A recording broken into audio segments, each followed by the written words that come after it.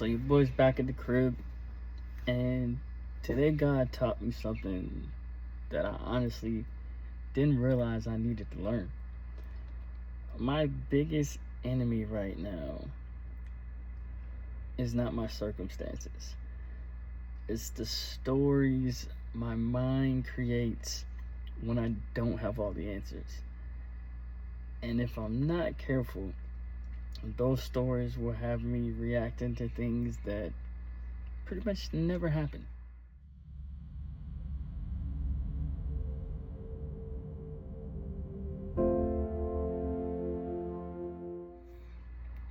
This morning actually started off pretty good.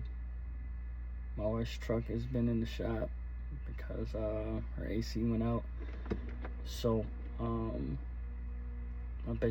I took her to work after we dropped the truck off.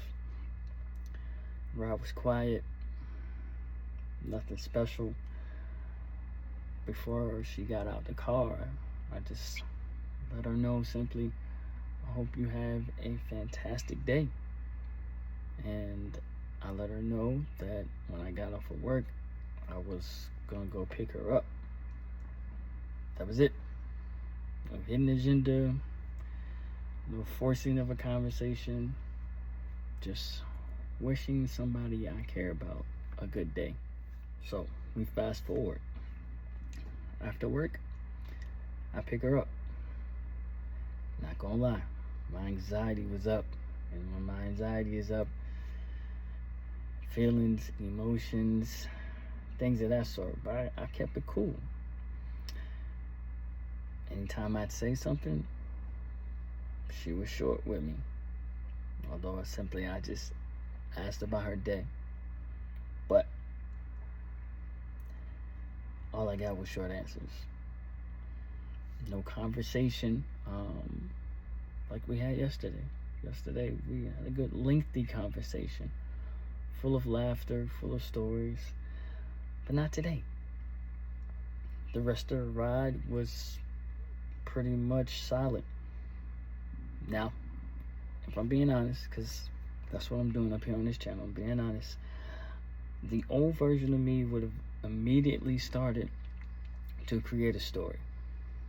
Like, she must be upset. I probably did something. Maybe something changed. My brain would have started filling these blanks that I absolutely had no evidence for. But today, I caught myself. People are allowed to have quiet days. Not every silence needs an explanation. Not every short answer is rejection. Sometimes people are just tired. Now, this actually made me laugh. So we're riding pretty much in silence. I mean, I got music on, but nobody's talking, right? And then out of nowhere, she asked, are you going to give up some funds for the kids this weekend? Because they're going back to Virginia for her father's birthday. I chuckled. Not because it was a bad question. It really just caught me off guard. Of all things that I thought she might say, that was not on my list. She asked me why I laughed. Of course, I just smiled and said nothing. She asked again. Same answer. Looking back, I probably should have just said, wow, it just caught me off guard. Simple, honest, no big deal. So, we get to Jiffy Lube. Her truck wasn't ready. She asked me if I was going home or if I had somewhere to go. I told her I don't have anywhere to go and that I'm heading home. She said, okay. She just wanted to leave her bags in the car, which is fine. Simple, normal life. The crazy thing is, you know what I'm learning?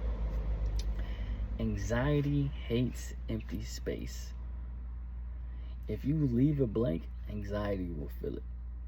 If somebody is quiet, it'll tell you they're mad. If somebody takes a while to respond, it'll tell you something is wrong. If life doesn't give you an answer, anxiety happily will make one up for you. And most of the time, it's wrong. Today, I realized something. Not every quiet moment needs me to solve it. Not every uncomfortable feeling deserves a reaction.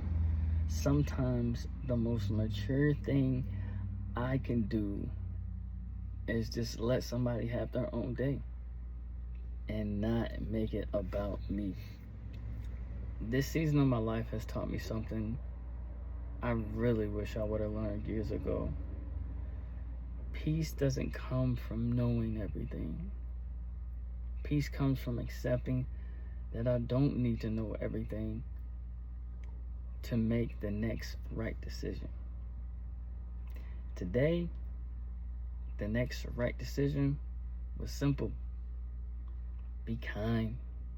Be dependable. Pick her up when I said I would. Drive home safely. And stop letting my imagination drive the car.